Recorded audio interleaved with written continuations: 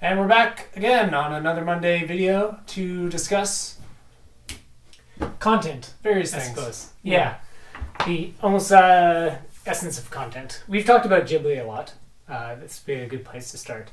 There is a 10 years of Ghibli. What's it called? Like 10 years 10 with Miyazaki? years with Miyazaki or something. It's a documentary, and some guy filmed Miyazaki basically making Ponyo and The Wind Rises, and also, various things that Ghibli just during that time.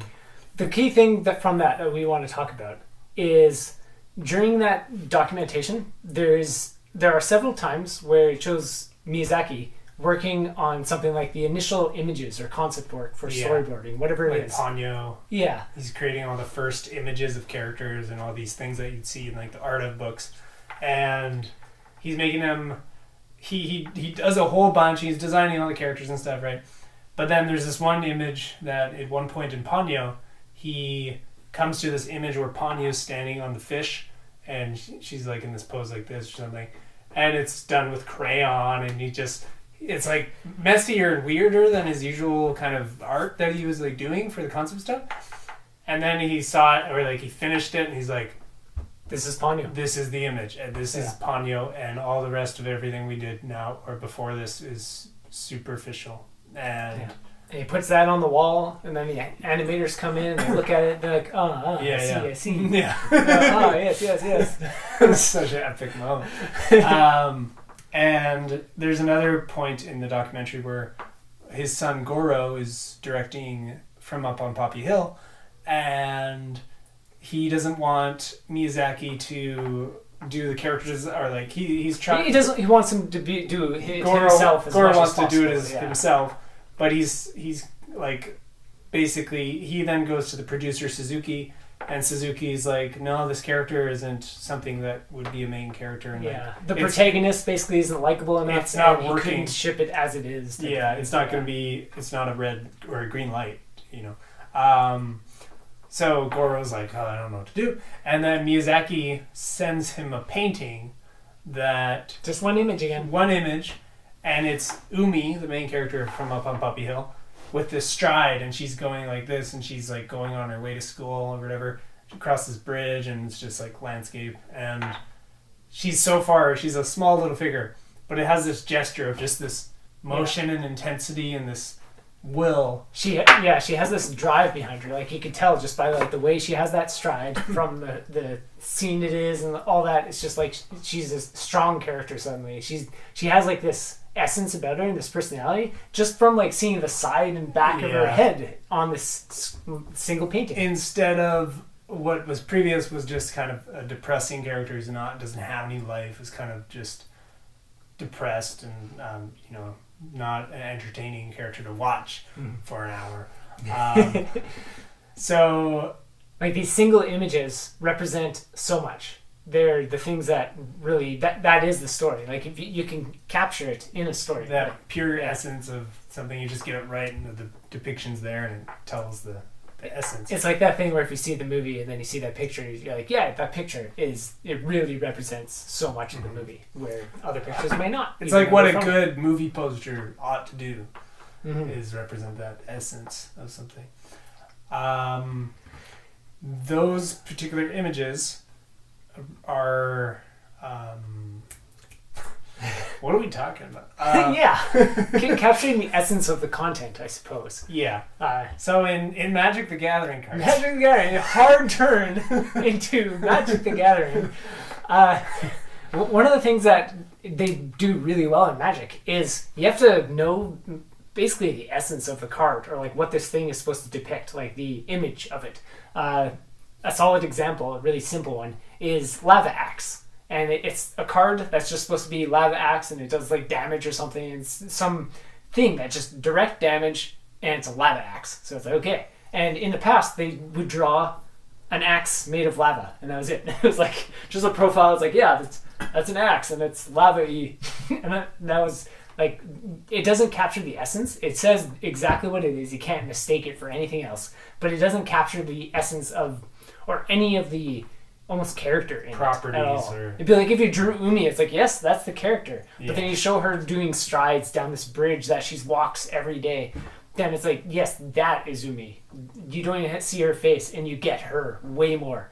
And it's like this lava axe thing, where okay, it's a lava axe. Okay, what does it do? Do you like put it on a creature so they can like hit things with it, or like what does it do? But in modern cards, instead they capture the essence of what lava axe is. It's some crazy, very violent picture of this dude whipping an axe right at you. Yeah, like it's a full scene that is really like this thing hurts. Like there's a lava axe that's being thrown at you. You could use this. Yeah.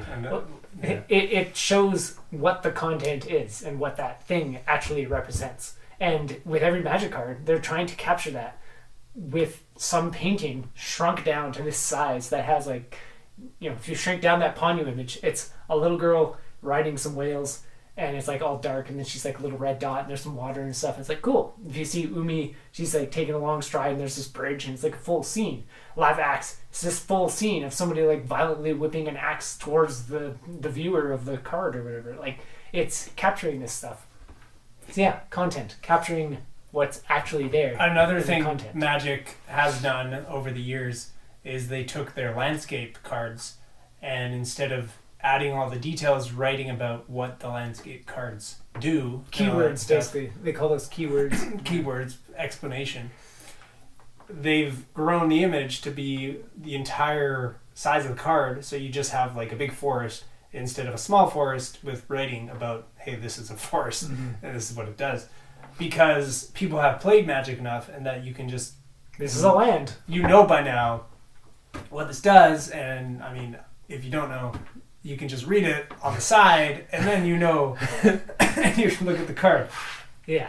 But it's like they had to do enough play, you know, they had to have enough of those for them to take out the explanation at some point. Yeah. It's like the same thing with like the development of art, from going from a lava axe image to an actual picture. And going from like all these pictures of like, yes, character design, Umi, this is what Umi looks like, to this is Umi, this is how she is and what she does and all that. The same thing that works with art and the development of it that way, it works with writing too. It works with any kind of descriptive form, anything that is supposed to portray or convey anything at all. It functions the same. Of, okay, this land, put this down and it's a one forest with a tiny picture of a tree. Or just giant forest, the symbol that represents that. And it's like, yes, I understand. This can't be anything else. Yeah. And it's very clear. And like, yes, this is a forest. Yeah. So content, how to develop that. One of the things that we're doing with our stories is we're trying to skip over the... He's dying. One of the things we're doing with our stories is we're trying to... Well, we're directly skipping over the things like the picture of a lava axe or the description. Like, we're never going to write something like this is a land card, tap for this, or this is a picture of Umi, or this is the fish and Ponyo and whatever. We're making Treasure Tales or making House of the Heroes or any part of our story. All of the writing and all the images are going to be these very concise things that are specifically what needs to be conveyed. Like, there's no reason for any of the fluff. If there's an action sequence and it doesn't portray story, like actual story, not like plot or anything like that, but who is this character? Where are they going through? Whatever. Like, if it's world building or something, it doesn't have any place unless it's part of the story, part of these characters, what's going on with them. What is there to take away from this? So that when you leave, you have some idea of... Like, it won't even be an idea. It probably won't be clear. It'll be like Richard Feynman talks, where you listen to his talk. And at the end of it, you feel like you've learned something. I have no idea what that is. And like, that's the way that a real story is when you come away from a movie like Spirited Away, or from a story, or from a game, or anything. You don't know what it is that you've learned specifically, but there's this thing there. And by seeing the image, by reading words, whatever it is, it's almost like this thing that just carries the element and essence of what it is that you've just interacted with or just experienced. So yeah, you're never going to be able to pinpoint what it is you're taking away from Umi. She's strong, confident. I don't know, she's walking really fast. Like you don't know, what do you take away from that? But you can feel it. You get it. It's like, and something so beautiful about, like, I have no idea what you just said, but but when Goro sees that image of Umi and she's doing this, he gets it and he just gets to work. Yeah. He's like, I know. And then he changes the character designs and everything starts flowing from there. And it's just this... The whole workshop continues perfectly. Just like perfect art direction. Just send him this one picture and don't say anything. And like... That's all you need. It carries the essence of everything that's there. And he wouldn't be able to describe what he learned from that picture or what he picked up from it or anything. It's like lava axe. You'd be able to describe it. It's a lava axe or something. But when you see an image of a thing, what it actually represents is like you get a feel. You don't get the most you could do otherwise is like try and describe. Yeah, it's like some guy throwing an axe really hard, or like it's some girl walking down the street really steadily, or whatever. Like you could describe it in words, novel style or something, to get it across. But it's that vibe and what you get from it that is so much more than the words or images can ever convey. Yeah, I mean you can get that. Yeah, you can get that vibe from words, but for our stories, we've decided to, in a lot of cases, skip the description of things and replace it with images, so that we can focus the words on being of importance to what the characters are saying and in relation to what they're thinking, more so than, hey, look at my gadget, it does 150 different things and they're all listed in this encyclopedia book. It's like, I don't really care. It's cool. You don't need to make it look cool. Do stuff. And let the character talk about what's actually important. And then the image holds the vibe of whatever they may have been thinking about or talking about or going through or experiencing. And then when you see the image, you carry something a little deeper and greater with you. That's all. Here's another one. This is Nausicaa.